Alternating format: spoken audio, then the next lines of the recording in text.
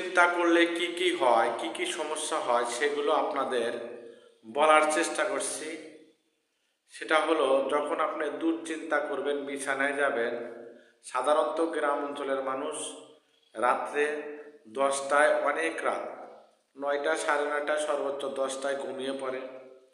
আপনি যখন দুশ্চিন্তা করে বিছানায় যাবেন, বিছানায় যাওয়ার পরে আপনার চোখ এইভাবে বন্ধ করে রাখবেন। বারবার দুশ্চিন্তা যখন আপনার মাথার ভিতরে ঘুরপাক খাবে, আপনার তো ঘুম হবেই না, বরঞ্চ আপনার এই চোখের পাপড়িগুলো লেগে যাবে, ব্যথা করবে। আপনার চোখের মনে হচ্ছে যে চোখের উপর কিছু তুলে দিবেন, তারপরও আপনার ঘুম হবে না। দুশ্চিন্তা এমন একটা বাজে অভ্যাস, এমন একটা খারাপ।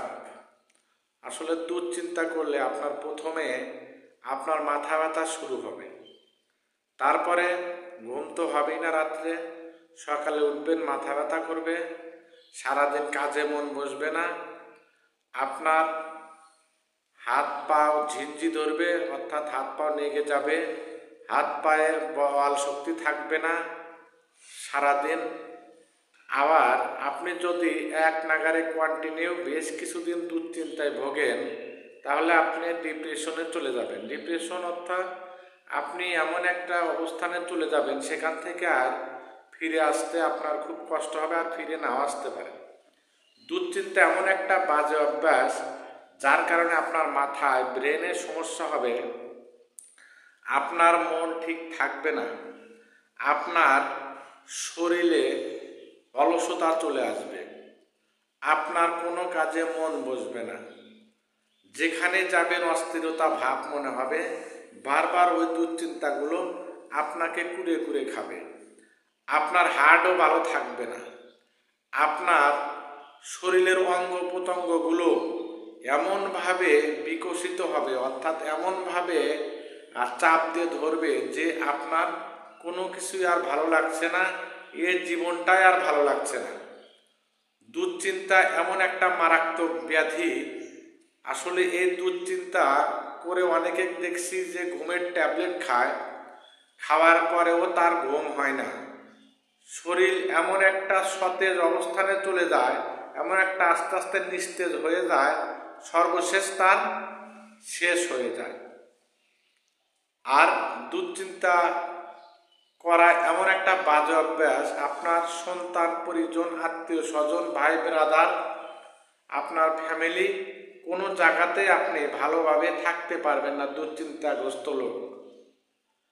আপনাকে দুশ্চিন্তার কারণে আপনার ফ্যামিলি আপনার থেকে দূরে যাবে, আপনি সকলের চাইতে বিচ্ছিন্ন হয়ে পড়বেন, সকল কিছুর থেকে আপনি বিচ্ছিন্ন হয়ে পড়বেন, আস্তে আস্তে শেষ হয়ে যাবেন।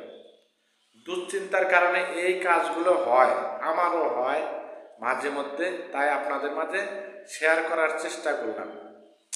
তাই ভাইরে আপনাদের বলি, দুশ্চিন্তা করবেন না। মহান রাব্বুল আলামিন সৃষ্টি করেছেন, আমাদের ভালো মন্দ সব কিছুই তিনি দেখছেন। মহান রাব্বুল আলামিন আমাদের ভালো মন্দ বিচার করবেন, এবং আমাদের ভালো মন্দর উপর ভিত্তি করেই আপনি দুনিয়াতে কি করলেন, কতটুকু খারাপ করলেন, সব কিছুর হিসাব তিনি করবেন, সব কিছুর বিচার তিনি করবেন। অতএব দুশ্চিন্তা করবেন না ভাই, সবসময় ভালো কিছু করার চেষ্টা করুন। আর যে কাজগুলো করলে দুশ্চিন্তা হয়, আপনি ওই কাজগুলো করিয়েন না, অনুরোধ করে বলি, ওই কাজগুলো করিয়েন না। ওই দুশ্চিন্তাগ্রস্ত মানুষ কখনোই ভালো থাকে না, সুস্থ থাকে না, এর প্রমাণ আমি।